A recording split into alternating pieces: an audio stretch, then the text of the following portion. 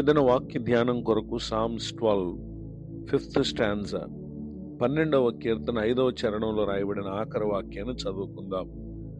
రక్షణను కోరుకుని వారికి నేను రక్షణ కలుగు చేసేదను అని యెహోవా సెలవిచ్చుచున్నాడు. చదవబడిన ఈ వాక్య భాగంలోని దీవెన నా ప్రియులకు మీరందరూ పొందుదురుగాక. వాక్య ధ్యానం కొరకే ప్రార్థన. కృపగలిగిన మా తండ్రి, మీకు వందనాలు. నేడు చదవబడిన ఈ వాక్య భాగం ద్వారా మాతో మాట్లాడి మమ్మలను బలపరచుమని యేసు క్రీస్తు నామములో ప్రార్థిస్తున్నాను తండ్రి, ఆమేన్. చదవబడిన ఈ వాక్య భాగంలో మన ప్రభు అయిన యేసు క్రీస్తు వారు ఆయన మనలను రక్షించేటటువంటి దేవుడిగా ఉన్నారు, అనగా కాపాడేటటువంటి దేవుడిగా ఉన్నారు. పరిశుద్ధ గ్రంథంలో రాయబడినటువంటి ఒక సంఘటనను మనం పరిశీలన చేసినట్లయితే gospel of Matthew chapter 14 words 30-31, మత్తయి సువార్త 14వ అధ్యాయం 30-31 వచనాల్లో ప్రభువా నన్ను రక్షించుమని కేకలు వేశాను. చదవబడిన ఈ వాక్య భాగంలో ఇక్కడ పేతురు భయపడి అతడు ప్రభువును రక్షించుమని కేకలు వేయటం ఇక్కడ మనం గమనించగలం.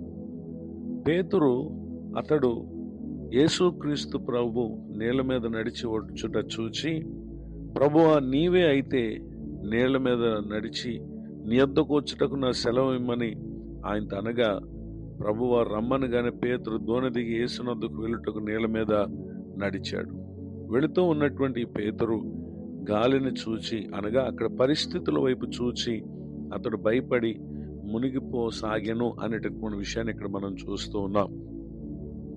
ఈ మాటలు వింటున్న నా ప్రియ సహోదరి సహోదరులు, యేసుక్రీస్తునందు విశ్వాసముంచి బాప్తిసం తీసుకుని రక్షించబడినప్పటికీ కొందరు తమకు రక్షణ కలుగు చేసిన యేసు వైపు చూచి వారు ముందుకు కొనసాగవలసినటువంటి వారై ఉండగా, ఎందరో ప్రభువును ప్రక్కన పెట్టి ఇహలోకంలో ఉన్న రకరకాల పరిస్థితులను చూస్తూ భయపడుతూ ఉన్నారు. ఈ మాటలు వింటున్నటువంటి నా ప్రియులకు మీరు మీ ఆరోగ్య స్థితిని బట్టి, ఆర్థిక స్థితిని బట్టి, లేక విశ్వాస జీవితంలో ఎదుర్కొంటున్నటువంటి పోరాటాలను బట్టి ఒకవేళ భయపడుతున్నారా?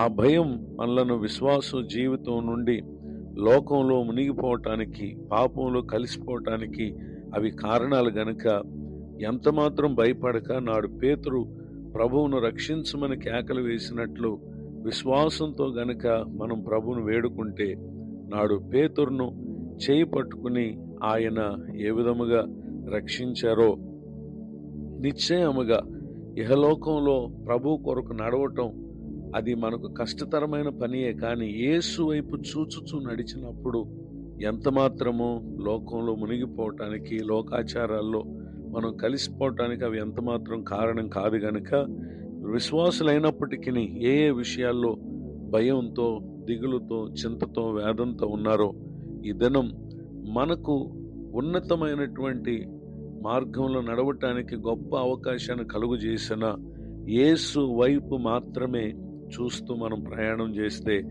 మునిగిపోవటానికి ఎంత మాత్రం కూడా అవకాశం ఉండదు.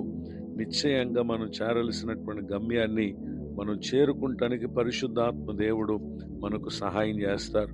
ఈ కారణాన్ని బట్టి పరిశుద్ధ గ్రంథంలో రాయబడినటువంటి ఒక మాటను మనం చదివినట్లయితే హీబ్రూస్ చాప్టర్ 12 వర్డ్స్ 2, హెబ్రీలకు రాసినటువంటి పత్రిక 12వ అధ్యాయం 2వ వచనంలో విశ్వాసమును కర్తయు దాన్ని కొనసాగించువాడనైన యేసు వైపు చూచుచు మన ఎదుట ఉంచబడిన పందెములో ఓపికతో పరిగెత్తుదాము. చదవబడిన ఈ వాక్య భాగంలో పరిశుద్ధాత్మ దేవుడు మనకు తెలియచేస్తున్నటువంటి మాట ఏంటంటే, మనకు ఎదుర్కొనేటటువంటి ప్రతి భారమును, చిక్కులు పెట్టే పాపాన్ని విడిచిపెట్టి విశ్వాసనకర్త అయినటువంటి యేసు వైపు మనం చూడవలసినటువంటి వారమని, మనకు అప్పగింపబడిన ఈ పందెములో ఓపికతో పరిగెత్తాలని పరిశుద్ధాత్మ దేవుడు మనల్ని హెచ్చరిస్తూ ఉన్నాడు. గనుక నిశ్చయముగా ఈ విధమైనటువంటి పద్ధతిలో మనము దేవుని వెంబడించినప్పుడు ముంచివేయాలని చూసే పరిస్థితులు ఎన్నొచ్చినా రక్షించే దేవుడు మన విశ్వాసనకర్త అయినటువంటి దేవుడు. అటు గొప్ప దేవుని సహాయము ముందున్నటువంటి జీవిత కాలంలో ప్రతి ఒక్కరు పొందాలని మీ కొరకు ప్రార్థిస్తూ కోరుతూ ఈ మాటలు ముగిస్తున్నాను. ప్రార్థన. కృపగల మా తండ్రి, వందనాలు. నేడు విన్న ఈ మాటల ద్వారా మీరు మమ్మలను బలపరిచినందుకు స్తోత్రం. దైవజనులను, వారి కుటుంబాన్ని, సేవా పరిచయను దీవించండి. కృంగిన వారిని, దుఃఖితులను లేవనెత్తండి. నూతన సంవత్సర దయాకిరీటాన్ని ఈ దినం పొందిన మా ప్రియులను దర్శించి మేలు కలుగు చేయమని యేసు క్రీస్తు నామములో ప్రార్థిస్తున్నాను తండ్రి. ఆమేన్. తండ్రి, కుమార, పరిశుద్ధాత్మ దేవుడు తోడు నడిపించునుగాక. ఆమేన్.